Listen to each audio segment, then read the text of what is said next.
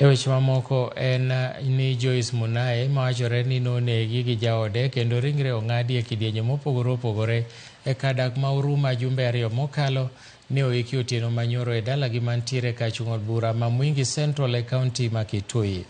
Lit Kikuyu nokwako ik mare mane obagi saa 2 mar otieno ka jawachelo familia mare Musla Lwangi nolero ni tho mar nyathigi nokelo fuok maduong' e anyuola ariyogo ma miechgi okiewo.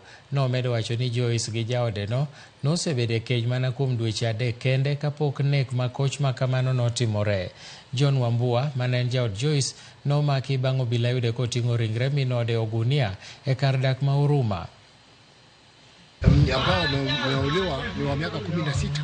Kijana sijui ni miaka mingapi, lakini wote wanakaribiana hivi, kwa sababu alimaliza shule 2023, msichana alimaliza shule 2023, na wakati huo tulikuwa tunatarajia mtu ambao wataendelea mzuri, lakini wakati walipokaa na kijana, hii mambo ilikuja kustuka, tukaja kustuka kwa sababu tulionelea, hatukuwa na hiyo kutarajia.